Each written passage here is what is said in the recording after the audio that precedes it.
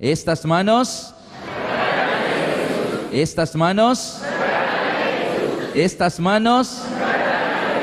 Amén.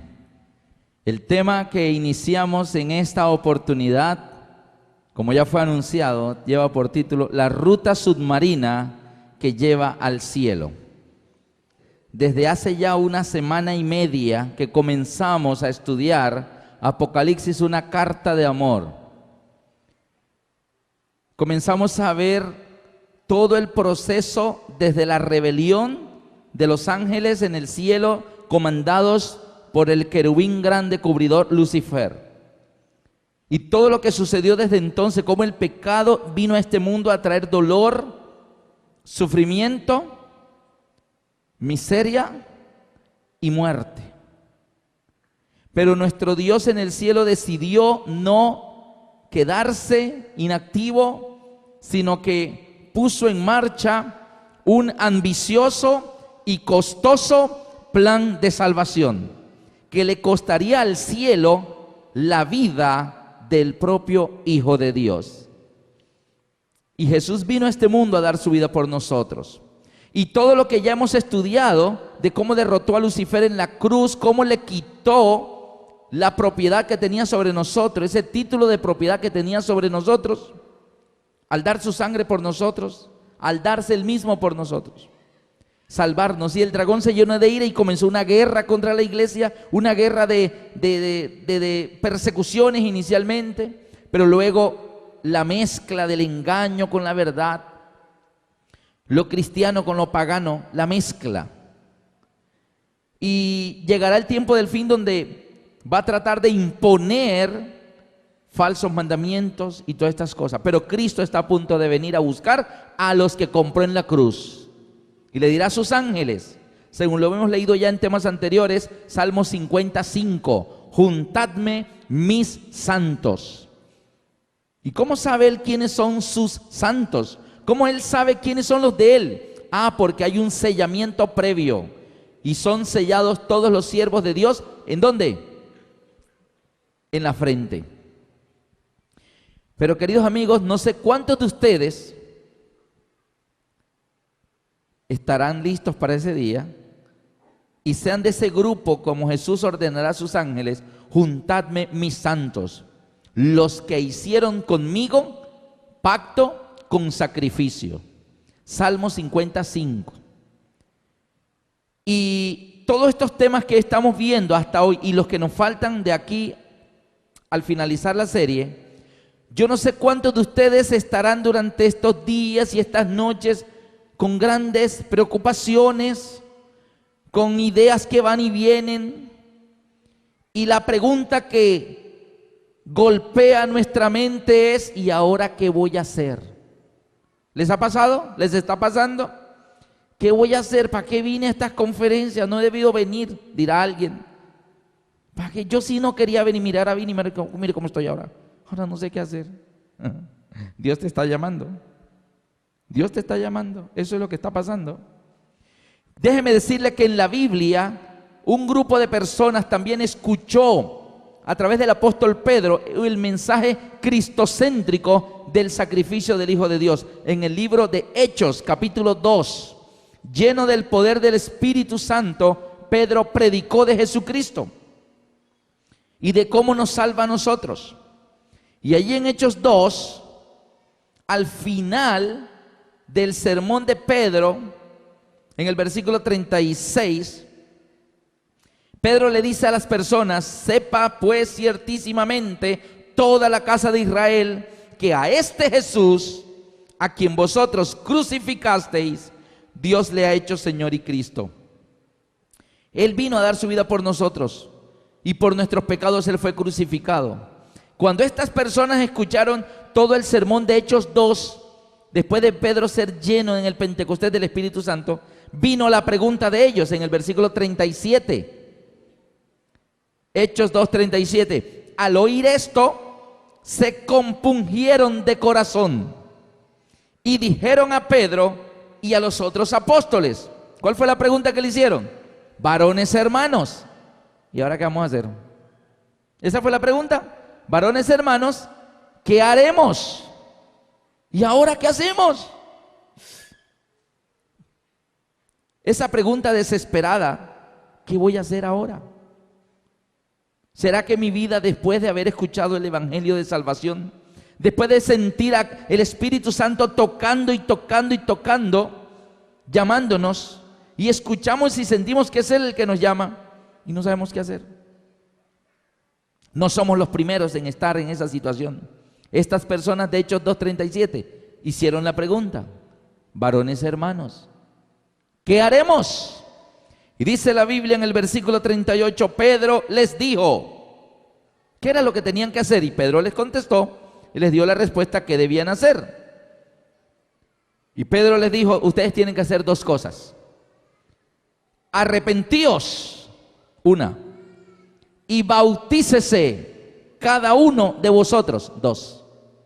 ¿Cuáles son las dos cosas que son la respuesta a la pregunta de ¿qué haremos? ¿Y ahora qué hago? ¿Qué voy a hacer? Dice que Pedro les dijo, arrepentíos y bautícese cada uno. Voy a colocar esas dos cositas aquí, las dos respuestas a la pregunta de ¿qué haremos? Y la respuesta es, uno, arrepentíos. Y dos, bautícese cada uno. No es por familia. Cuando el papá paga el recibo del gas, del agua, pagó para toda la familia. El papá pagó el recibo, pero eso cubre a todos, ¿cierto? Cuando el papá hace el mercado es para todos.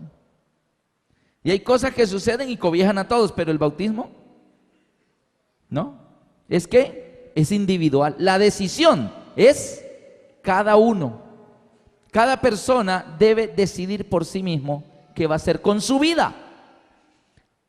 Arrepentíos y bautícese cada uno de vosotros en el nombre de Jesucristo, dice allí. Y Pedro explica qué recibimos al hacer eso. Y ahí lo dice, arrepentíos y bautícese cada uno de vosotros en el nombre de Jesucristo para perdón de los pecados. ¿Nos interesa? ¿Hay alguien aquí que esté interesado en eso del perdón de sus pecados? ¿Hay alguien aquí? ¿Se acuerdan de aquel primer tema? Principados, potestades, gobernadores de las tinieblas de este siglo, huestes espirituales de maldad procedentes de las regiones celestes. ¿Y debajo quién? El hombre, oprimido, esclavizado. Pero Cristo viene y nos salva, nos rescata. Necesito el perdón de los pecados porque yo me rebeldicé contra Dios y comencé a vivir en pecado. Así que recibimos por el bautismo perdón de los pecados. ¿Y qué más recibimos? Ahí lo dice. Bautícese cada uno de vosotros en el nombre de Jesucristo para perdón de los pecados y recibiréis el don del Espíritu Santo. El don del Espíritu Santo. ¿Por qué necesitamos esas dos cosas? Nuestra vida antes de conocer a Jesús era pecado, pecado, pecado y pecado y pecado y pecado. Esa era nuestra vida. Hasta el día que Cristo, ¿qué pasó con Cristo? Llegó a nuestras vidas. Y Cristo toca mi corazón. Y Cristo me llama y dice, Alberto, ¿eres mío o no eres mío? Decídete. Y me dio miedo levantar la mano, que se van a burlar de mí. Al final sí. Y entonces cuando yo me bautizo, recibo el perdón de los pecados. ¿Qué quiere decir el perdón de los pecados? Que cuando yo me bautizo, mis pecados son ¿qué? Desaparecen. Cristo los lleva por mí en la cruz y borra mis pecados. El problema es, ¿y mañana? ¿Y pasado que me bauticé? ¿Y la semana entrante de bautizado qué va a venir? ¿Voy a seguir teniendo tentaciones? ¿El pecado va a seguir llamándome la atención? Algunos. Entonces, ¿qué necesitaré para el futuro? ¿Qué necesitaré para enfrentar esas tentaciones que van a venir? El don del Espíritu Santo. Es decir, arrepentíos y bautícese cada uno En el nombre de Jesucristo, para perdón de los pecados, me soluciona mi pasado. Y recibiréis el don del Espíritu Santo, me soluciona mi futuro. Porque ahora ya no voy a vivir yo solo, ahora vive Cristo en mí. Y cuando venga la tentación, cuando el pecado trate de otra vez entrar a mi vida, ¿quién está ya en mi corazón? El Espíritu Santo. Nos contaba una vez un pastor, gran amigo. Mira, cuando Cristo está en tu corazón, Satanás llega. A tu corazón. Quiere entrar otra vez. Y abre la puerta, Jesús, a la orden. Y Satanás dice, perdón, me equivoqué de casa. No entra cuando se encuentra con Jesús. No entra. Así que recibimos el perdón de los pecados, todo nuestro pasado pecaminoso es borrado. Pero como el Señor sabe que en el futuro Satanás va a seguir intentando recuperar mi vida para Él, para otra vez yo volver a ser pecador, Él sabe que solo no lo podré vencer. Porque Él es un querubín grande, Él es más grande que nosotros. Entonces Él dice, bueno, para que lo puedas vencer, ahí tienes el don del Espíritu Santo, recibe el Espíritu Santo y cuando Satanás venga, échale al Espíritu Santo. Y entonces quedamos armados, ¿para qué? Para el futuro. Eso es lo que la Biblia llama el bautismo.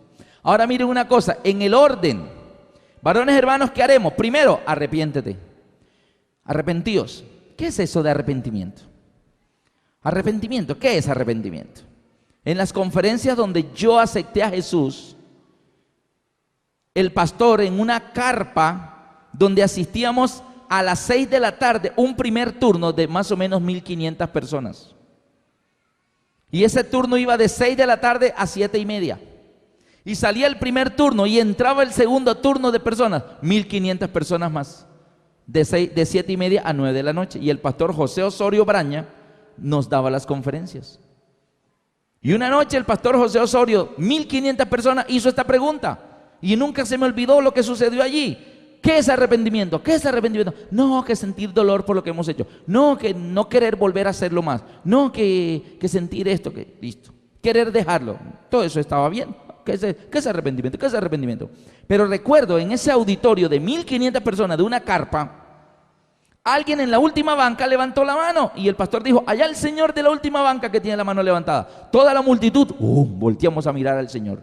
El Señor se colocó de pie. Estaba más o menos en una fila por la mitad y comenzó a salir. Permiso. Y salió al pasillo y se vino caminando. Y todos comenzamos a ver al Señor que caminaba hacia la plataforma. Y el pastor lo vio venir, hizo así el micrófono. Y lo comenzó a esperar que llegara porque viene hacia adelante. ¿Qué es arrepentimiento? Levantó la mano y el pastor le dijo, a ver, dígame. Y el hombre viene caminando por aquí. Y todos lo vamos siguiendo con la mirada. Y el pastor ya sabe que va llegando a las gradas y el pastor tomó el micrófono y hizo así. El hombre comenzó a subir las gradas. La tarima era más alta que esta, era más o menos algo como así. Así que subió unas 6 gradas o 7 y cuando le faltaba el último escalón, paró, dio media vuelta, bajó las gradas, se fue por el pasillo otra vez y todos consiguiendo lo que se estaba devolviendo, llegó a su fila, permiso, entró, llegó a su puesto y dijo desde allá, eso es arrepentimiento, y se sentó. Y el pastor con el micrófono. Todos nos quedamos asombrados y el pastor dijo, bueno, esta definición de arrepentimiento es bien clara. No solo lo dijo, sino que lo demostró. Y esto es un aspecto importante del arrepentimiento. El arrepentimiento no debe ser de palabras, sino de ¿qué? De hechos. Y él definió el arrepentimiento, no con palabras, lo definió con hechos. Iba hacia un lado y dijo, paró y se devolvió. Iba a subir y ya no subió. El arrepentimiento tiene que ver con una palabra que está en la Biblia que se llama conversión. Y el Señor dice, convertíos. ¿Y qué es conversión? Queridos amigos, lo que pasa es que nosotros, nuestra vida antes de conocer a Jesús va hacia el mundo, lejos de Dios. Hacia el mundo, lejos de Dios. Más cerca del mundo, más lejos de Dios. Muy metido con el mundo, muy lejos de Dios. Esa es nuestra vida antes de conocer a Cristo. Y el Señor dice, convertíos de vuestros malos caminos. ¿Qué me está diciendo? ¿Conversión qué es? Cambia de dirección y entonces yo hago así. Y mi vida comienza ahora. Más lejos del mundo, más cerca de Dios. Más lejos del mundo, más cerca de Dios. Eso es arrepentimiento. ¿Qué hizo el hombre? Venía en una dirección, se arrepintió y se devolvió. Así que es necesario, varones hermanos, ¿qué haremos? Lo primero que tienes que hacer es arrepentirte. Sentir que por donde vamos no es. Estar seguros que así como vamos, por ahí no es. Eso es necesario. Si no sentimos eso, nuestra vida va a seguir hacia el más al mundo y estaremos allá felices. Arrepentíos. La segunda cosa, bautícese. Ahora, la palabra bautismo, lejos de lo que yo también desde muy niño aprendí, yo pensé que bautismo era ponerle nombre a alguien. Porque así lo escuchamos por la calle, ¿no? Ya nació el niño. Ajá, sí, ya nació. ¿Y ya lo bautizaste? Sí. ¿Qué nombre le pusiste? ¿Cierto que escuchamos eso? Pero en la Biblia, la palabra bautismo no significa eso. La palabra bautismo viene del original baptismo y significa sumergir en el agua. Es un acto simbólico determinado por Dios. A ver, Pedro le está diciendo a las personas que quieren saber qué van a hacer para ser salvos y Pedro les dice que hay que arrepentirse y que bautizarse. ¿El bautismo para qué es? Para el perdón de los pecados. En la Edad Media, la iglesia de la Edad Media, de la Edad Oscura, ya ustedes saben cuál, entre los grandes cambios que introdujo en la fe cristiana, introdujo bautizar bebés. Bebecitos recién nacidos, bautizarlos. La pregunta es, ¿para qué es el bautismo? Para perdón de los pecados. ¿De qué se puede arrepentir un bebé de mes y medio, 2 meses de nacido? ¿Está bien? No se arrepiente porque es un bebé, apenas no tiene conciencia. Así que para que haya bautismo, la persona tiene que ya estar consciente, debe ser una persona que sabe. Por eso en la Biblia encontramos a las personas bautizándose ¿a qué edad? Ya grandes. ¿Jesús a qué edad se bautizó? A los 30 años. Y no se comenzó a llamar Jesús a los 30 años. Y las personas que se bautizaron en el Pentecostés, dice que se bautizaron como 3,000 personas. ¿Ya tenían nombre? Sí, ya tenían nombre. Fue en la Edad Media en que se introdujo la creencia o la doctrina de bautizar bebés. No, el bautismo es un acto consciente de saber que estoy en pecado, preocupado que debo hacer algo para salir de eso, me arrepiento y recibo el perdón de los pecados, pero lógicamente que debe ser ya alguien con conciencia del bien y del mal. Pedro, ¿de dónde se inventó eso de bautizar? Pedro es el que está diciendo, bautícese cada uno. ¿De dónde habrá sacado Pedro que había que bautizarse? ¿De dónde lo sacó? Sigan conmigo en sus Biblias en Mateo 28. Mateo 28, 19 y 20, encontramos a nuestro Señor Jesucristo, justo antes ya de irse hacia el cielo, y Él los manda con una misión a los apóstoles y a los predicadores. Mateo 28, 19 y 20. Por tanto, id y haced discípulos a todas las naciones, bautizándolos en el nombre del Padre y del Hijo y del Espíritu Santo, enseñándoles que guarden todas las cosas que yo os he mandado. Y aquí yo estoy con vosotros todos los días hasta el fin del mundo. ¿De dónde sacó Pedro eso de que, señores, qué haremos? Bueno, arrepiéntense y bautícense. ¿De dónde sacó Pedro que había que bautizarse? ¿De dónde lo aprendió? ¿Quién fue el primero que dijo que había que ser bautizado para ser salvo? ¿Quién? Jesús. Jesús está diciendo, por tanto, id a todas las naciones, hagan discípulos, bautizándolos en el nombre del Padre, del Hijo y del Espíritu Santo, enseñándoles que guarden todas las cosas que yo os he mandado, porque Satanás va a colar por allí otras cosas que él mandaría, pero el Señor Jesús le dice a sus predicadores, enséñenle a todos a guardar todas las cosas que yo os he mandado.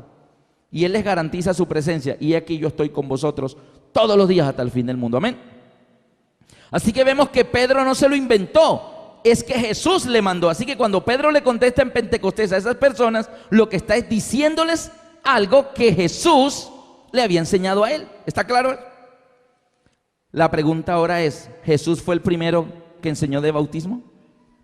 ¿O antes de Jesús ya había alguien hablando de bautismo? ¿Quién? Juan el Bautista.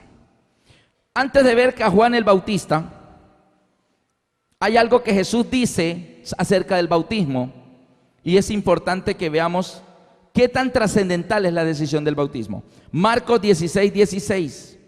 Jesús allí está predicando lo mismo que dijo en Mateo 28, 19 y 20, pero ahora lo está diciendo aquí en Marcos 16, 15 y 16. Y les dijo: id por todo el mundo y predicad el evangelio a toda criatura. Lo está diciendo Jesús. Y aquí registra Marcos: el que creyere, versículo 16, el que creyere y fuere bautizado será salvo, mas el que no creyere será condenado. Así que, ¿qué tan importante es la decisión de dar el paso del bautismo? Dice que es el resultado de creer. El que creyere y fuere bautizado es salvo. Pero si la persona no cree, no se va a dar como resultado que se bautice, entonces es condenado. Pero la clave es creer. El que creyere y fuere bautizado. A ver, alguien puede decir: yo creo, sí, yo creo, pero no me bautizo. Esto sería similar, Darío. Voy a tomar el ejemplo aquí de mi amigo Darío. Darío, ¿cuánto tienes tú de casado? 2 años y medio. Así que Darío, antes de esos 2 años y medio era soltero, pero ahora es casado. Imagínate que Darío le dice a Mariluz siendo novio: Mariluz, yo te amo. Mariluz, yo te quiero mucho, Mariluz. ¿Cierto que tú le dices así? Entonces: Mariluz, yo te amo, sin ti no puedo vivir, Mariluz, eres todo para mí. Pero no me voy a casar contigo. ¿Sí? ¿Te imaginas un novio diciéndole eso a la novia? ¿Cómo se sentiría usted, jovencita, si tu novio te dice: te amo, te quiero, eres todo para mí, pero yo no me voy a casar contigo? ¿Tú qué piensas ahí? El que ama tanto que se casó. Pero es que yo amo, pero no me caso, está como raro. Así que hay muchas personas que dicen: yo te amo, Jesús, yo te quiero, yo acepto todo, pero yo no me bautizo. Jesús está diciendo en Marcos 16, 16: el que creyere y fuere bautizado será salvo, y el que no creyere, condenado. Así que parece que es importante eso del bautismo. Ahora sí, vamos a ver a Juan. Juan está enseñando sobre el bautismo, y Juan bautizaba personas antes que Jesús comenzara a predicar. Así que antes que Jesús dijera: id y predicad el evangelio a toda nación, y bautizándolo, ya Juan el Bautista bautizaba. En el evangelio según San Juan, en el capítulo 1, encontramos a Juan el Bautista predicando y bautizando personas. Y miren lo que sucede con Juan cuando se encuentra con Jesús. Y ahora este versículo de Juan 1:29 en adelante nos va a mostrar la pregunta: ¿de dónde sacó Juan eso de bautizar? Entonces el bautismo no fue ni siquiera invento de Jesús, fue de Juan el Bautista. Vamos a ver si fue de Juan el Bautista. Juan 1:29: al siguiente día vio Juan a Jesús que venía a él y dijo: he aquí el Cordero de Dios que quita el pecado del mundo. Este es aquel, dice Juan el Bautista, de quien yo dije: después de mí viene un varón, el cual es antes de mí, porque era primero que yo, y yo no le conocía. Juan el Bautista no sabía quién era el Mesías. Entonces, ¿cómo pudo Juan el Bautista saber quién iba a ser el Mesías? Él ve la multitud y él dice: yo no conocía que él era el Mesías, y yo no le conocía, mas para que fuese manifestado a Israel, por esto vine yo bautizando con agua. También dio Juan testimonio diciendo: vi al Espíritu que descendía del cielo como paloma y permaneció sobre él. ¿Y qué tiene que ver eso de que Juan el Bautista vio al Espíritu Santo en forma de paloma y se posa sobre Jesús? ¿Qué era eso? ¿Qué significaba? Juan lo está explicando, versículo 33. Y yo no le conocía, pero el que me envió a bautizar, así que Juan no se inventó el bautismo tampoco. Alguien mandó a Juan el Bautista a hacer bautismos, porque él lo dice en el 33, y yo no le conocía, pero el que me envió a bautizar con agua, aquel me dijo: sobre quien veas descender el Espíritu y que permanece sobre él, este es el que bautiza con el Espíritu Santo. Y yo le vi y he dado testimonio de que este es el Hijo de Dios. ¿Quién sería el único, queridos amigos, que sabía que cuando Jesús viniera iba a ser identificado como Mesías porque el Espíritu Santo iba a descender sobre él en forma de paloma. ¿Quién sería el único que sabía eso? ¿Quién? Dios. ¿Solo Dios? Así que en últimas, queridos amigos, ¿de dónde viene la idea del bautismo? Pedro dice arrepentido y bautícese, pero Pedro lo aprende de Jesús. Y Jesús dice hay que ir a todas las naciones bautizándolo en el nombre del Padre. Pero antes de Jesús ya Juan el Bautista bautizaba. Pero Juan el Bautista dice que a él el que le dijo, al que veas que desciende el Espíritu Santo en forma de paloma, ese es el que bautiza con Espíritu Santo y fuego. Entonces el único que podía saber eso era ¿quién? Dios. Así que, queridos amigos, esto de bautizarnos para ser salvos viene del propio Dios. Viene del propio Dios. Es Dios el que eligió que para ser salvo había que pasar por el procedimiento del bautismo. Nosotros no estamos en condiciones de elegir el medio de salvación. Yo les hago una preguntita. Imagínate que yo voy por el campo. Yo voy por el campo paseando, tan bonito esto aquí. Y de pronto no veo allí con el pasto un poco altito así, que hay un foso abierto de 12 metros de profundidad. Y yo me caigo y ¡pum! Y caigo allá abajo. 12 metros de profundidad y me golpeé por aquí, me doblé el tobillo, ¡ay! Y miro hacia arriba, 12 metros, ¿cómo salgo de aquí en el campo? Imagínate. ¿Y ahora cómo hago? Y comienzo a gritar, ¡ayúdenme! Por favor, sáquenme de aquí. Nadie pasa por ahí. Media hora, ayúdenme, auxilio. Y después de tanto gritar y gritar auxilio, alguien grita, ¿quién es? ¿Quién grita? Yo, ¿dónde estás que no te veo? En un hueco. ¿Dónde? Es que me caí en el campo. Siga hablando para seguir la voz y encontrarlo. Así que yo sigo hablando y cuando veo que se asoma un campesino. Y el campesino me dice, ¿qué le pasó? ¿Cómo se cayó allá? No, es que el césped estaba alto y no vi, me caí. Por favor, sáqueme. Listo, ya lo voy a sacar. ¿Quién está abajo? Yo. ¿Quién está arriba? Él. Él dice, Señor, tengo aquí mi burrito. Voy a amarrar un lazo y le voy a lanzar el lazo. Agárrese bien que lo voy a sacar. Y este campesino amarra el lazo ahí al burrito y me lanza la otra.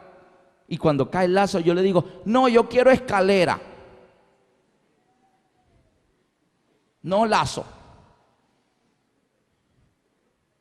Yo le hago una preguntita. ¿Quién está en condiciones de poner quién puede poner las condiciones? ¿El que está arriba o el que está abajo? El Señor dice, mira, solo tengo ese lazo. Así que es el lazo o nada, porque no puedo ir a traer una escalera. Se me hace tarde, así que o te agarras o te quedas ahí. En el plan de salvación, ¿quién está arriba, queridos amigos, y quién está abajo? Yo estoy abajo, tú estás abajo, Él está arriba. Es Dios el que decide cómo vamos a ser salvos. Y Dios dijo, ¿quieres ser salvo? Arrepiéntate y bautízate. Por eso Él lo dice, el que creyera y fuere bautizado será salvo. Ah, que no quiere bautismo sino escalera, pues te quedas ahí. Porque es eso o eso, no hay otra cosa. Algunos de nosotros queremos cambiarle a Dios el plan de salvación. Porque no estoy de acuerdo, la verdad es que, sí, muy bonito, pero la verdad es que yo pienso, yo opino. Mira, no opine, agárrate el lazo que te voy a subir. ¿Así o no es? Entonces, el bautismo es condición de Dios. Fue Dios el que le dijo a Juan el Bautista, vas a bautizar con agua. Y mira, el hijo mío va a venir, el Mesías. ¿Y cómo lo conoceré, Señor? Mira, no te preocupes, cuando tú ves la multitud, uno de los de la multitud es, pero ¿cómo lo identificaré? ¿Quién es el que nos va a salvar? Al que tú veas que desciende el Espíritu Santo en forma de paloma, ese es.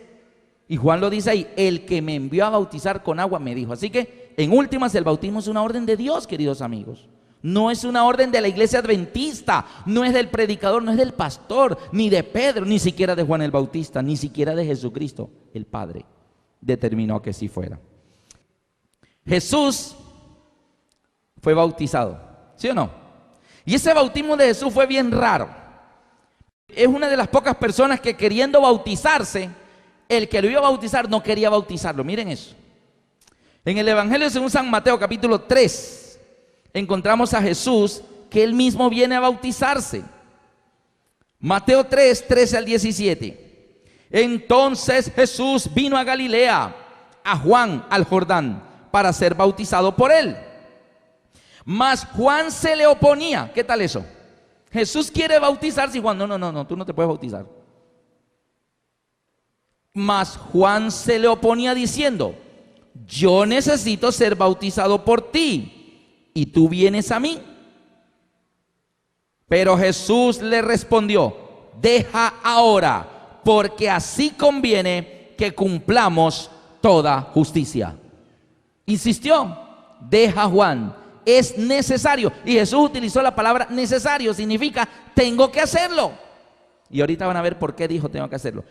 ¿Qué recibimos con el bautismo? ¿Qué recibimos?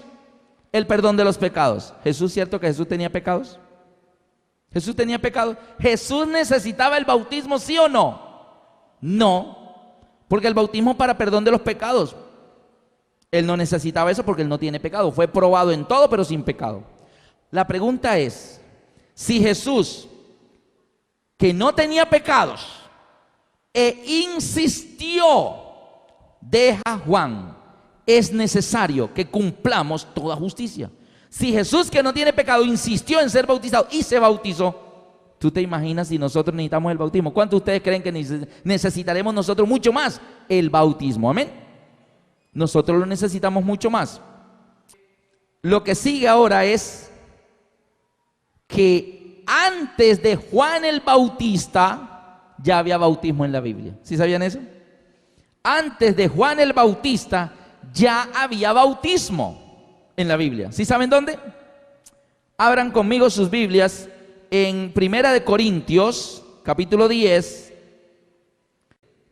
Primera de Corintios 10 del 1 al 4. Porque no quiero, hermanos, que ignoréis que nuestros padres todos estuvieron bajo la nube y todos pasaron el mar. ¿A qué episodio de la Biblia se está refiriendo Pablo?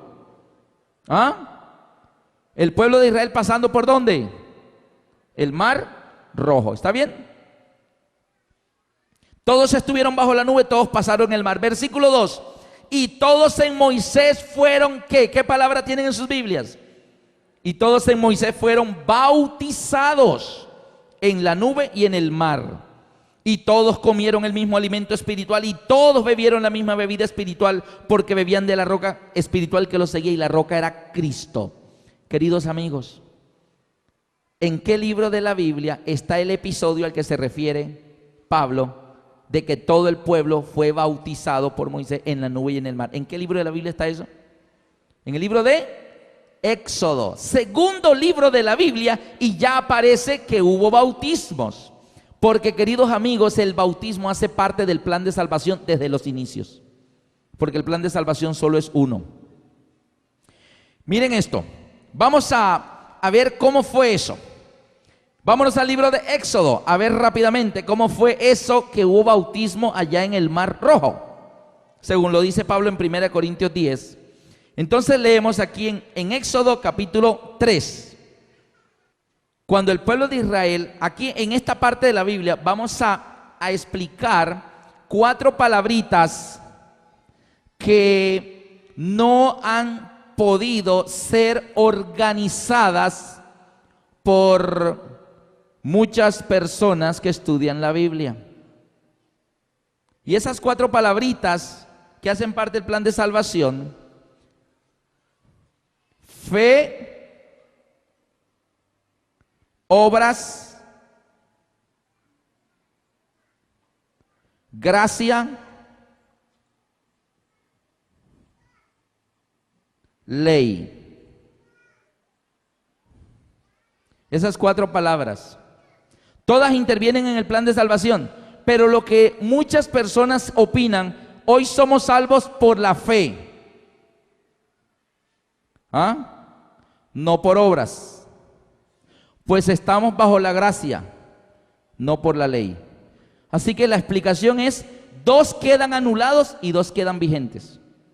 Ya no ley ni nada de obras. Somos salvos por la gracia y por la fe. Creen en el Señor Jesucristo y ya, punto, con eso es suficiente.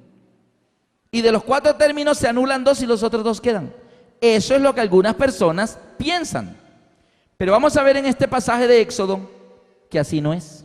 Y vamos a ver si los 4 términos siguen vigentes. Ya pudimos ver en los temas anteriores de que la Biblia utiliza la palabra ley con ¿cuántos significados? 4 significados diferentes.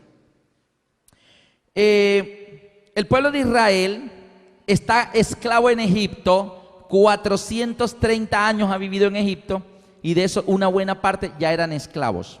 La generación que está viva vivían en una ciudad llamada Ramesés y los israelitas eran esclavos. Esclavo significa propiedad de alguien. Ese alguien podía mandar, venderlo, canjearlo por una vaca, por un ternero. Era un electrodoméstico el esclavo, era una propiedad de esa persona. En la antigüedad, los esclavos solo podían quedar libres si se cumplía una de 2 condiciones. La primera, si el amo o dueño de los esclavos le daba carta de libertad. Si le daba un documento donde decía yo, fulano de tal, dueño legítimo de fulano de tal, yo determino que él sea un hombre libre de ahora en adelante, firmaba y sellaba y le daba el documento y con esa carta de libertad, él ya no era más esclavo y era un hombre libre. Así que con carta de libertad. Y la segunda manera como podía ser libre un esclavo era que el amo se muriera. Se muriera. Pero entonces si el amo moría, los esclavos eran libres. El pueblo de Israel vive en Egipto en calidad de ¿qué? De esclavos. Era una vida triste o feliz. Ahora bien, cuando Dios decide salvar al pueblo de Israel de la esclavitud del faraón, que es el amo, el dueño de los esclavos, yo creo que ustedes miren por qué Dios o qué vio Dios en ellos que dijo, los voy a salvar. Hombre, esta gente se está como portando bien, están guardando el sábado, están haciendo el culto diario, eso el folleto de la lección se la estudian todos los días, están haciendo el año bíblico, no, están súper consagradísimos, los voy a salvar. ¿Qué vio Dios en su pueblo que decidió salvarlo? Miren en Éxodo 3, versículo 7 y 8. Éxodo 3, 7 y 8 dice, dijo luego Jehová, bien he visto la aflicción de mi pueblo que está en Egipto. ¿Qué vio Dios en ellos? ¿Vio que se estaban portando bien, que estaban consagrados? ¿Eso es lo que Dios vio? No. Bien he visto la aflicción de mi pueblo que está en Egipto. He oído su clamor. Así que Dios está viendo aflicción y clamor. He conocido sus angustias y he descendido para librarlos, para llevarlos a una tierra ancha y buena donde fluye leche y miel. Dios quiere llevarlos a la tierra de Canaán, la tierra prometida. ¿Qué ve Dios en ellos? No vio guardar la ley, no vio guardar los mandamientos, no vio ni siquiera que lo estaban adorando a Él. Dios se conmovió porque vio en ellos ¿qué? Aflicción, angustia, dolor, ¿cierto? Eso es lo que Dios vio. Y Dios de todas maneras decide salvarlo. ¿Se merecían la salvación? ¿Se la merecían? ¿Estaban portándose bien los israelitas? No se estaban portando bien. Entonces, cuando recibimos algo, no porque nos estemos portando bien, sino por amor desinteresado, ¿cómo se llama eso? Somos salvos ¿por qué? ¿Cuál sería el primer término aquí? Gracia. Así que la gracia es el término número 1 del plan de salvación, la gracia. Y aquí son salvos ellos por gracia. No por obras, no estaban haciendo nada como para merecerse la salvación. Dios solo dijo, bien he visto la aflicción de mi pueblo que está en Egipto. He conocido sus angustias, pobrecitos, cómo sufren. Voy a librarlos. Así que son salvos por gracia. Ahora bien, Dios decide descender en persona a rescatar a su pueblo. Y le manda una razón, viejo amo Faraón, deja ir a mi pueblo, son mis hijos, suéltalos. Faraón dijo, no se van. Ahora Dios emplea la fuerza. Y Dios mandó castigos terribles a Egipto. Les volvió el Nilo sangre. Y Faraón dijo, no se van. Le sacó ranas por todos lados. Y Faraón dijo, no se van. La tierra se las volvió piojos. Y Faraón dijo, no se van.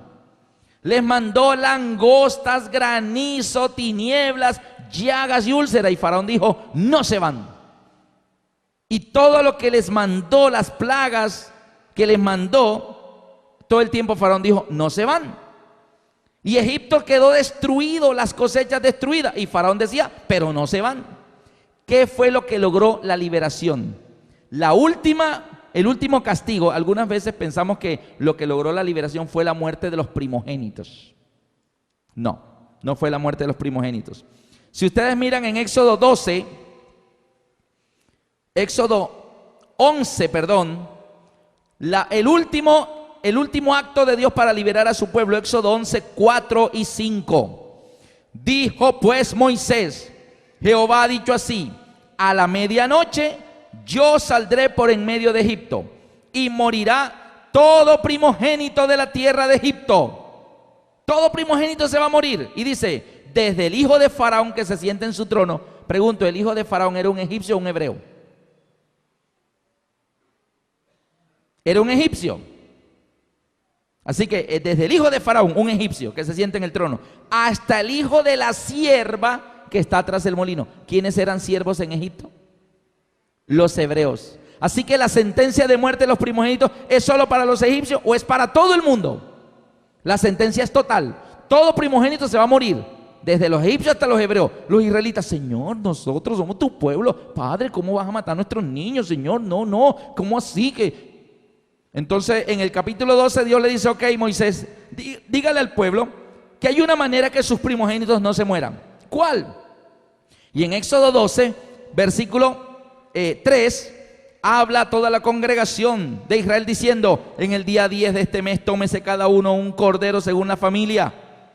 Versículo 5, el animal será sin defecto, macho de 1 año, lo tomaréis de las ovejas, de las cabras. Versículo 6, y lo guardaréis hasta el día 14 de este mes, y lo inmolará toda la congregación del pueblo de Israel entre las 2 tardes. Y tomaréis la sangre y la pondréis en los 2 postes y en el dintel de las casas donde lo han de comer. Versículo 12, pues yo pasaré aquella noche por la tierra de Egipto y heriré a todo primogénito de la tierra de Egipto, así de los hombres como de las bestias, y ejecutaré mis juicios en todos los dioses de Egipto, yo Jehová. Y la sangre os será por señal en las casas donde vosotros estéis, y veré la sangre y veré la sangre y pasaré de vosotros, y no habrá plaga de mortandad entre vosotros cuando yo hiera la tierra de Egipto. Así que todos los primogénitos van a morir, pero Dios le dice al pueblo: maten un cordero, se tienen que comer el cordero asado en la casa donde van a estar reunidos, no salga nadie de la casa, toman la sangre. Yo voy a ir por la noche por toda la tierra de Egipto, donde vea la sangre no entro, pero donde no vea la sangre entro. Él no va a llegar, buenas noches, perdón, ¿aquí son egipcios o hebreos? No, somos egipcios. Ah, ¿con qué egipcios? Tome, y lo mataba. No, sí, aquí son egipcios o hebreos. Somos hebreos, hijos de Abraham. Ah, bueno, disculpen, sigan cenando. Y entonces, si eran egipcios, los mataba. No, él no mira si son egipcios o hebreos. Él dice: ¿está la sangre del cordero? No los mato. ¿No está la sangre del cordero? Los mato. No sé quién estará allá adentro. La sangre era la garantía.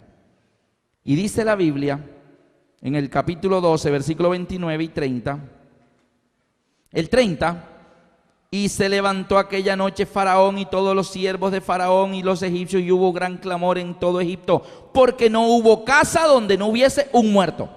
Pregunta si ya entendimos. En las casas donde no había la sangre en el dintel y en los postes, donde no había la sangre, ¿hubo muerto en esa casa? ¿Sí o no? Sí. En cambio, en la casa donde estaba la sangre en los postes y en el dintel, ¿hubo muerto? También. ¿De quién era la sangre? ¿Quién se murió en esa casa donde estaba la sangre en la puerta? ¿Quién se murió allá adentro? El cordero. Ay, qué pequeño detalle. El cordero representa a Cristo. O sea, la sentencia de muerte no se detiene, se ejecuta igual. El plan de salvación consiste no en detener la sentencia de muerte, sino que cuando la sentencia viene, el que quitó el primogénito y se puso el cordero, y el cordero fue el que murió. Y cuando el cordero muere, dijo Faraón: váyanse. Queridos amigos, lo que nos da libertad a nosotros es cuando el cordero muere. Muere el cordero. Y el pueblo de Israel aceptó el cordero, y como lo aceptó, Faraón dijo: váyanse, y son libres. Y el pueblo de Israel se alistó al día siguiente. Vámonos, Moisés, somos libres al fin, qué bueno. Se alistaron las 12 tribus, sus estandartes. Y el pueblo sabía que la tierra prometida quedaba para allá. Así. Esta era la ruta que había que seguir para la tierra prometida. Y se alistaron mirando hacia el este. Y Moisés allá en la cola del campamento. Moisés, ponte adelante para que todos te vean y te sigamos. Y Moisés allá atrás en la última tribu. No, den media vuelta. Es para el otro lado. No, Moisés, la tierra prometida queda para allá. Sí, yo sé, pero es que ven esa nube que está ahí adelante, que va andando. Él nos va a guiar, es Dios, es el ángel de Jehová, Cristo. Yo no sé ustedes, pero yo me voy con la nube. Y Moisés comenzó a caminar en otra dirección. Y las tribus, pues vámonos con Moisés, así que se fueron detrás. Pero estaban yendo en una dirección. Aunque la tierra prometida quedaba para allá, el camino lo marcó hacia el sur. Y los trajo y los hizo acampar frente al mar Rojo. Y ellos iban caminando diciendo, oye, pero ¿para dónde vamos? La tierra prometida queda para allá. Yo no sé, pero el Señor nos está llevando para el otro lado. La ruta de la salvación no la marcas tú. ¿La marca quién? Dios. Y aunque ellos creían que era para allá, hay camino que al hombre parece que derecho, pero por ahí no es. Dios es el que sabe por dónde es. Y acamparon aquí. Ahora, el pueblo ya estaba libre, pero legalmente seguían siendo esclavos. ¿Por qué? Porque la única manera que un esclavo deja de ser esclavo es dos maneras: que el amo le dé carta de libertad. ¿Faraón le había dado carta de libertad a los hebreos? No. Así que aunque están libres por acá, legalmente seguían siendo esclavos. Seguían teniendo un dueño. La otra manera es que el amo se muriera. Y ellos acampan aquí. Después de la muerte del cordero, ellos salen para acá y acampan aquí. Y eso lo sabemos. Y estando ahí, Faraón se levantó, dijo, ¿qué hemos hecho? Vamos tras ellos. Alistó su caballería, 600 carros, afilaron las espadas. Vamos a matarlos a todos. Y vienen en persecución contra los esclavos. No quieren dejarlos ir. El viejo amo, el dueño, no quiere dejarlos ir. Esto está representando que Dios nos libra de la esclavitud del pecado y nos quiere dar la salvación. Ahora, ellos eran esclavos de Faraón. ¿De quién somos esclavos nosotros? ¿O de quién éramos esclavos nosotros? ¿De quién? De Satanás. Yo quiero que miren en sus Biblias, en el libro de Ezequiel capítulo 29. Ezequiel 29, y ustedes van a ver allí a quién representa en este pasaje el Faraón. ¿A quién lo representa? Ezequiel 29, versículos 2 y 3. Ezequiel 29, 2 y 3 dice: Hijo de hombre, pon tu rostro contra Faraón, rey de Egipto, y profetiza contra él y contra todo Egipto. Y habla y di: así ha dicho Jehová el Señor, he aquí yo estoy contra ti, Faraón, rey de Egipto, el gran dragón. ¿Cómo está llamando en Ezequiel a Faraón? El gran dragón. ¿Por qué? Porque este episodio del Mar Rojo es una parábola también para mostrar en las generaciones futuras cómo Dios nos salva. Ellos huían de Faraón, los pecadores huimos de Satanás, el gran dragón. Yo estoy contra ti, Faraón, rey de Egipto, el gran dragón, que yace en medio de sus ríos, el cual dice, mío es el Nilo. Pues yo lo hice. Más mentiroso. ¿Él hizo el Nilo? No, Satanás es mentiroso y padre de mentira. Él no hizo el Nilo lo hizo Dios. Pero él le dice a la gente, yo lo hice. Y es mentiroso y padre de mentira. Ok, así que aquí tenemos la historia de Israel, pero es la historia nuestra. Nosotros huimos ¿de quién? Del gran dragón. Y llegamos a las aguas. ¿Qué representan las aguas? ¿Qué fue lo que dijo Pablo que pasaría aquí? Todos en Moisés serían ¿qué? Bautizados. Y vamos a ver si eso sucedió. Cuando están allí, ¿y ahora qué hacemos? Faraón los viene a matar. Faraón se pone furioso cuando ellos llegan al mar. El gran dragón se pone furioso cuando te ve contemplar la posibilidad de ir a las aguas bautismales. Y cuando Satanás sabe que tú vas a bajar a las aguas bautismales, busca la manera de impedirlo. ¿Y qué está haciendo Faraón aquí? Trata de impedir que lleguen al mar. Y estando en esas, Dios hace el milagro y dice: Moisés, extiende tu vara sobre el mar y divídelo. Y el mar se abre en dos. Y entra el pueblo de Israel y llegan al otro lado. Entraron los esclavos por las aguas. ¿Qué había dicho Pablo? Todos en Moisés fueron bautizados en la nube y en el mar. Pero ¿quién entró también a las aguas? ¿Quién entró también? Faraón. Así que Faraón entra más atrás, pero solo llega hasta la mitad. No logra llegar al otro lado. Y Dios le dice: Moisés, extienda su vara sobre el mar. Y las aguas se hacen esto. Y se vuelve a cerrar el mar. ¿Y a quién sepultó? A Faraón. Se murió el amo. ¿Y qué pasaba con los esclavos cuando el amo moría? ¿Quedan cómo? Legalmente ya no son más esclavos. Entró un pueblo esclavo, salió un pueblo libre. Jesús dijo: conoceréis la verdad y la verdad os hará libres. Si el Hijo del Hombre os libertare, seréis verdaderamente libres. Queridos hermanos, en las aguas bautismales, Satanás pierde todo derecho legal sobre ti y sobre mí. Por eso es tan importante este paso. Por eso Jesús le dijo: Juan, no me impidas. Deja, Juan, es necesario que cumplamos toda justicia. Yo no quiero que en el juicio Satanás diga: Jesús es mío porque no se bautizó. No le voy a dar esa oportunidad. Yo también me voy a bautizar. Y pasó. No lo necesitaba, pero pasó por el bautismo. Y Faraón muere.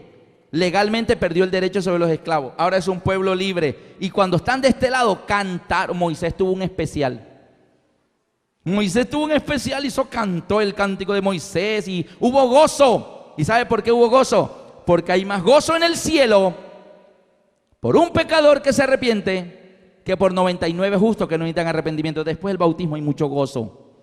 Y el pueblo está y dice: ay, Moisés, ya entendimos, Moisés. Claro, mano, es que usted no nos decía, nosotros íbamos marchando. Oye, para el otro lado. Bueno, pero hubiéramos sabido a qué nos traía Dios aquí al Mar Rojo. Bueno, listo. Ok, Moisés, ahora sí, vámonos para la tierra prometida. Y el pueblo se encamina y tratan de marchar para la tierra prometida. Y otra vez Moisés, allá en la cola del campamento: media vuelta, es para el otro lado. Moisés, dile a la nube que Canaán queda para el otro lado. Yo no sé ustedes, pero yo me voy con la nube. Y ahora la nube encaminó el pueblo. En vez de ir a la tierra prometida, los llevó hacia el sur otra vez. Más al sur cada vez. La ruta la marca Dios, no nosotros. Él sabe lo que está haciendo con nuestra vida. Él sabe por qué nos dice por allá. Y cuando los trajo al sur, ¿los trajo a dónde? A una montaña que se llama ¿cómo? Sinaí. ¿Y qué les dio allí? Las tablas de la ley 1, 2, 3, 4, 5, 6, 7, 8, 9 y 10. En el monte Sinaí. Ahora una cosita. En Egipto, siendo ellos aún esclavos, el Cordero murió por ellos, ¿sí o no? Romanos 5, 8 me parece, o 8, 5 dice: Dios muestra su amor, Romanos 5, 8. Dios muestra su amor para con nosotros, en que siendo aún pecadores, Cristo murió por nosotros. Dios muestra su amor por el pueblo de Israel, que siendo aún esclavos, el Cordero murió por ellos y les dio la libertad. Aceptaron la muerte del Cordero y fueron bautizados. ¿Fueron qué? Salvos. El que creyere en el Cordero y es bautizado es salvo, libre. ¿Se dan cuenta la ruta? ¿Por qué Dios la marca así? El que creyere y fuere bautizado es salvo. Pero el que no creyere, no creyó en el Cordero, no mató el Cordero, no hubo sangre en la puerta, es condenado. El ángel entró y lo mató. Pero el que creyó en el Cordero fue salvo, no murió, el Cordero murió por él. Y eso lo llevó al siguiente paso, el bautismo. El que creyere y fuere bautizado es salvo. Ahora estos 4 términos. La salvación es por gracia, tenemos la primera. ¿Cuál será el que va aquí?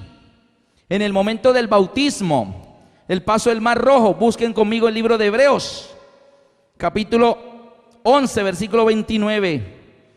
Mire qué pasa en el Mar Rojo. Hebreos 11, 29. Por la fe pasaron el Mar Rojo como por tierra seca, e intentando los egipcios hacer lo mismo, fueron ahogados. ¿Por qué fue que ellos entraron en el Mar Rojo? ¿Por la qué? Por la fe. Aquí, así que aquí es gracia. ¿Y en el Mar Rojo qué es? Fe.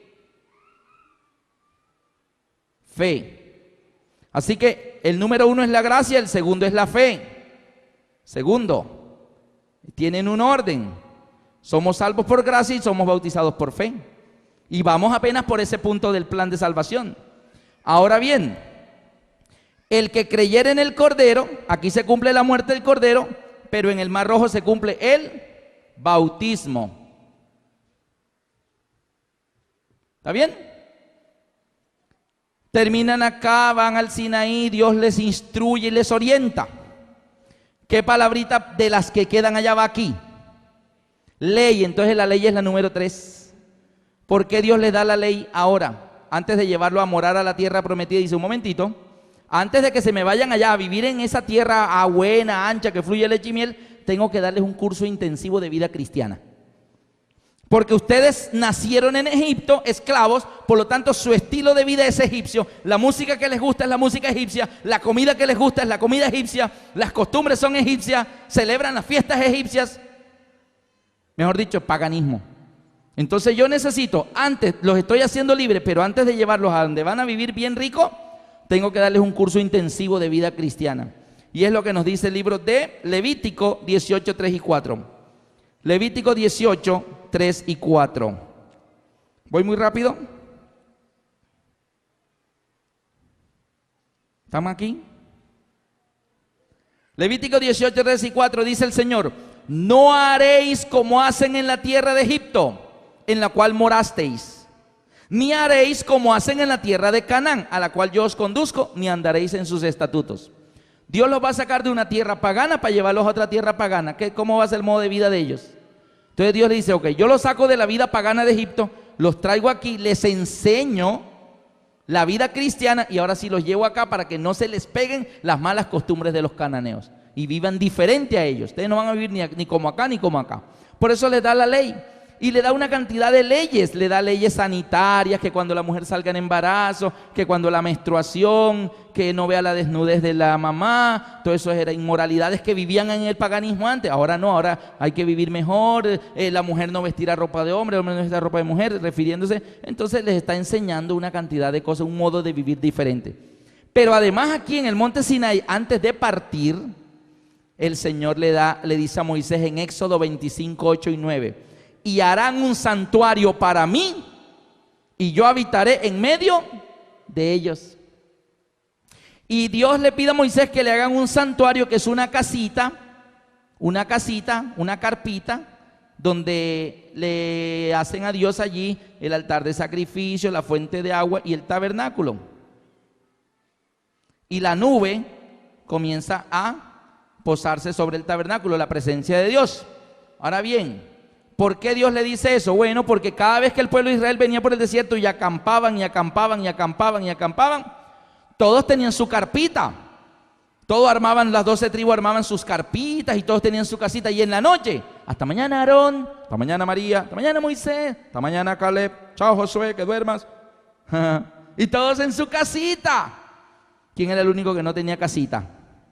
Dios allí toda la noche, la columna de fuego, mirando a su pueblo, durmiendo tranquilo, pero él no tenía casa. Entonces le dice: ¿sabe qué? Me voy a mudar con ustedes, Moisés, hágame una casita, harán un santuario para mí y yo habitaré en medio de ellos. Entonces le hacen la casita, y de ahí en adelante, cada vez que el pueblo acampaba y armaban las carpitas de ellos, le armaban la carpa de Dios y la nube se ponía allí, y Dios también tenía su casita. Se mudó con ellos. Ahora bien, de aquí en adelante, cada vez que el pueblo, ahora sí, vámonos para la tierra prometida, y ahora el pueblo viene y ahora sí entra a la tierra prometida. ¿Qué espera Dios de estos 4 términos? ¿Cuál espera Dios que el pueblo de Israel comience a vivir de aquí para acá? ¿Cuál? ¿Cuál falta? ¿Qué espera Dios después que el pueblo aprendió la ley, el modo de vivir, las enseñanzas, las ordenanzas? ¿Qué espera Dios que ellos hagan con eso? Que las pongan por obras. Así que de aquí en adelante vienen ahora sí las obras. Así que somos salvos por gracia, somos bautizados por la fe, recibimos la ley y ahora Dios espera obras. No somos salvos porque guardemos los mandamientos, fuimos salvos por gracia porque el Cordero murió por nosotros. Es falso que los adventistas creemos que por guardar el sábado nos vamos a salvar. Eso es falso. Nosotros creemos en esto. Y ahora tenemos los 4 términos. El número 4 es obras. Ningún término se anula, ocupan un lugar en orden en el plan de salvación. ¿Eso está claro? Bueno, mis amigos, tengo poco tiempo para terminar. En este proceso que ustedes ven aquí de este mapa, en la ruta que lleva al cielo, pasa por el agua definitivamente. Es un ejemplo. ¿Por qué? ¿Recuerdan lo que Jesús ordenó antes de irse al cielo en Mateo 28, 19 y 20? ¿Se lo saben de memoria? Mateo 28, 19 y 20. Por tanto, id y haced discípulos a todas las naciones, bautizándolos en el nombre del Padre, del Hijo, del Espíritu Santo. Amén.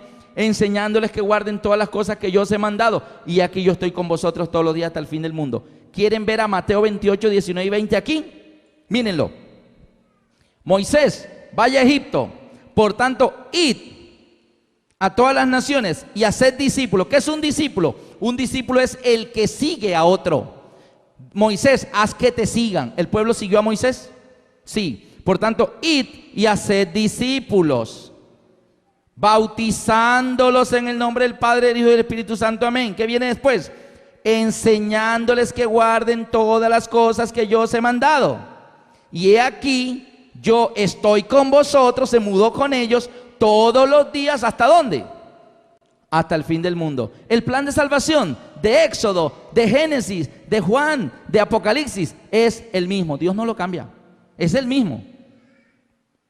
¿Y la ruta pasa por dónde? Por el agua.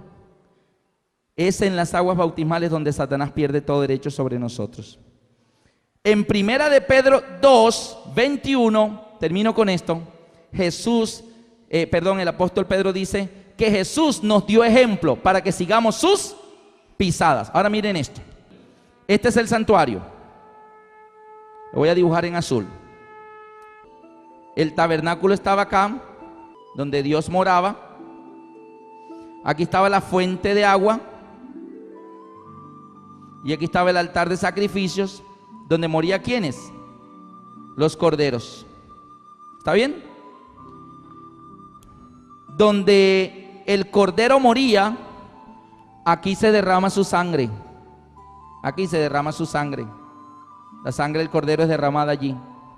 Y después del altar de sacrificio donde el cordero moría, en el tabernáculo, en el santuario, lo que venía era la fuente ¿de qué? De agua. Así que la sangre, el agua y allá. ¿Qué se manifestaba al fondo? Allá al fondo, lo más al fondo del santuario, ¿qué era lo que había? El arca. ¿Y qué se manifestaba encima del arca en medio de los querubines? La presencia de Dios. Allá está la presencia de Dios, ¿cierto? ¿Está claro? Ahora bien, ese es el santuario. Yo estoy aquí, soy un pecador, estoy en el mundo, lejos de Dios estoy. Si yo quiero volver a Dios y quiero entregarle mi vida a Dios y Dios está allá, el camino es hacia allá. Lo primero que tú encuentras en tu camino, si quieres volver a Dios para ser salvo, es el altar de sacrificios. Porque lo primero que todo cristiano debe aceptar es que la muerte de ¿quién? De Cristo por nuestros pecados, que está representado en el altar de holocausto, ¿sí o no? Ahora bien, yo estoy en el mundo en pecado y Marcos 16, 16 dice, el que creyere, ¿en qué? En el Cordero, en la muerte del Cordero. El que creyere y fuere bautizado, ¿será qué? Salvo. ¿Está claro ahí la ruta? Pasa por el agua la ruta. Había una fuente de agua después del altar de sacrificio. ¿Qué quería decir esa agüita allí? Que para ir a Dios hay que pasar por la cruz y por el agua. El que creyere y fuere bautizado es salvo. El que creyere, el cordero muere y el agüita es bautizado, es salvo y va a la tierra prometida. Amén. Pero la pregunta es, si primera de Pedro 2:21 dice que Jesús nos dejó ejemplo para que sigamos sus pisadas, ¿por qué Jesús cumplió ese proceso al revés? Yo primero acepto la cruz de Cristo y su sangre derramada, primero acepto eso, luego me bautizo y luego soy salvo, ¿cierto? Pero ¿qué hizo Jesús primero? Jesús vino a la tierra, se bautizó y 3 años y medio después fue a la cruz y murió. Dice la Biblia que Él nos dejó ejemplo para que sigamos sus pisadas. Entonces, ¿por qué lo hizo al revés? Alguien me dijo una vez, no, Alberto, es que como Él iba a morir en la cruz, Él no iba a tener tiempo después para bautizarse, entonces se adelantó. No, pero es que Él resucitó al tercer día. ¿Y cuántos días duró aquí en la tierra?